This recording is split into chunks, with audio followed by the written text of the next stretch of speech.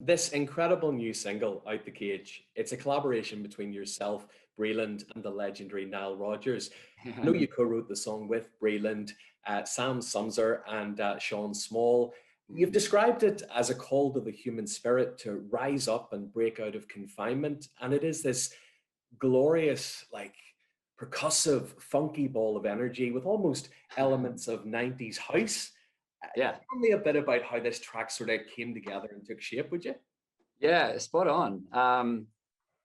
It was. I've always loved Fatboy Slim and Prodigy, and I love that real driving '90s, sort of house breakbeat, rhythmic energy. And I was writing with Breland and Sam and Sean one day, and I brought this rhythmic idea in. And I said I'd really love to assimilate this into what I do and see if we could write something. And everything came together pretty quickly musically. And Breland said, "Well, what's it about?" And I said, "I don't know. It just makes me want to take off running or break something, or it was such a palpable, kind of liberated energy. The energy was very liberated. So I said we should write about just breaking out of confinement. And for me, it wasn't just the fact we wrote it in during confinement, but also just any sort of situation. There was a lot of stuff going on here in the States at the time, a lot of protests, a lot of anger, frustration, from everyone everywhere about every different thing. And I just thought this song would be a great breaking out song. And Breland said, "What about Out the Cage?" which I love the title. And then we're off and running with writing the song. Your previous single, One Too Many with Pink, it has been and continues to be a global smash. I mean, even very well received over in the UK and Ireland here. Thank you. You know, I love the fact, again, you've described that one as almost like a reluctant surrender. I think that's beautiful. Being that you weren't involved in the writing of that song, when you were sent it, what was it about it that really grabbed you, and how did Pink become involved? I just loved the song the second I heard it. I just loved everything about it. I loved the melody. I loved the chorus. I loved what it was saying. As soon as it got to the line, "Come take me home," I was in. I was hooked. So I'm like, all right, come take me home. I'm in. And it was written as a duet. And I just love Pink. I've always loved Pink.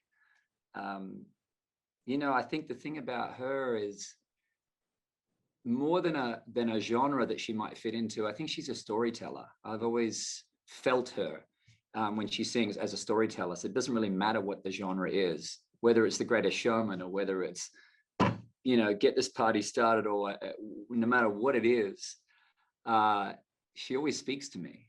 And I just always wanted to find a song for us. And One Too Many turned out to be that song.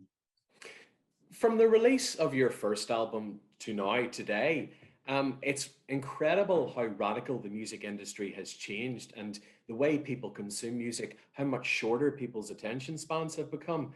I believe, like as a fan and an onlooker and as somebody who's followed your career from day one, I believe that the reason why you've enjoyed so much success and longevity and continue to is the fact that not only do you have this incredible attention to detail and your ability to move with the times, but you are completely fearless in blending genres, and you almost seem to run head on to challenges of like confronting like musical boundaries and perceptions. When you look back on your career to this point, how would you say you've evolved as a performer, a songwriter, and a producer? I've always loved things that are detailed, oriented, but in a way where I didn't realize how much effort had gone into it. I mean, if you can take anything from Bohemian Rhapsody to anything by the Beach Boys, or songs that are very complex and you can tell took a long time to put together, and yet they flow with this effortless simplicity that I find really fascinating. So I've always loved that kind of detail. I think of even a song like Owner of a Lonely Heart that Trevor Horn produced on Yes back in the day.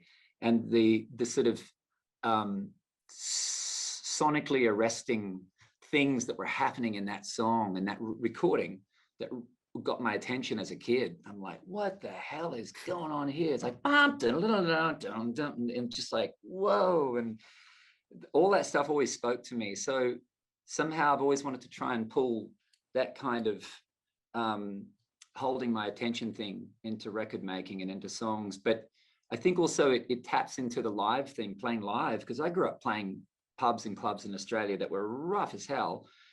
And you have to keep getting people's attention because they're like this. They're like, what do you do?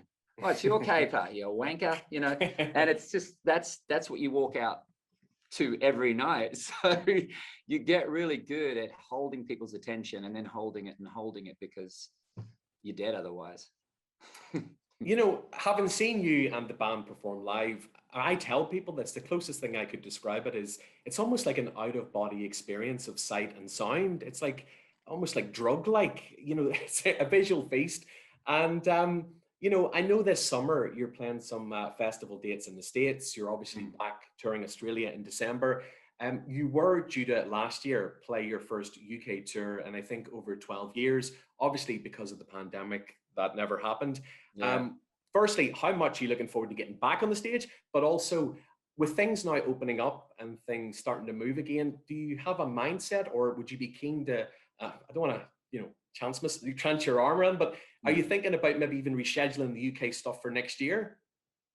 Yes, absolutely. Of all the places that I was hoping to get to was all through the UK because we hadn't played there in too long. And the audience had grown so much in the last handful of years that I was just dying to get over and play. Mm-hmm. So when this 2020 hit and everything was just sidelined, my first question to my manager was like, when can we get back? How soon can we get back? So fingers crossed we're going to be getting there sometime next year, but hopefully the earlier part would be great. Okay. Possibly Belfast or Dublin as well? I hope so. Yes. Beautiful. Actually, my wife went and shot a film in Belfast in November of last year. So she was over there for a few weeks. I didn't get to go with her, but she absolutely loved Belfast.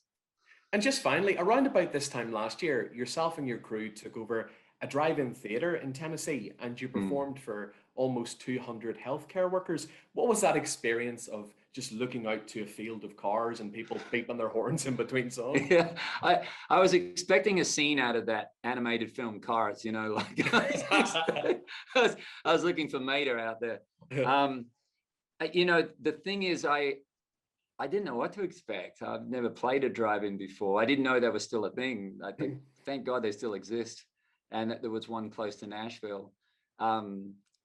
But I intentionally didn't want to see the gathering of the vehicles or whatever until I walked out on stage. So I was in my dressing. We had this little sort of dressing room thing hooked up behind the screen, and I just stayed in there until the promoter came in and said, "Okay, everybody's in place." And I walked out, and when I walked up onto the back of this flatbed truck, which is what our makeshift stage was, it's the first time I got to see all these vehicles. And what I expected to see, to your point, Stuart, I thought I would see cars everywhere. What I saw instead was people sitting on cars, sitting on the bonnet of cars, sitting near cars, sitting way away from cars. I don't think many people were in the cars, you know? And so it turned out more of a sort of a parking lot party, and it was so fun. Keith, listen, thank you so much for giving me some time. It's honestly surreal every time I get to talk to you. And many congratulations in advance for next month, yourself and Nicole celebrating your 15th wedding anniversary. Thank you, Stuart. Thank you very much. Yeah, I feel very, very grateful every day, man. Take it easy, Keith. Thanks. Thanks, Stuart. Nice to talk to you, brother.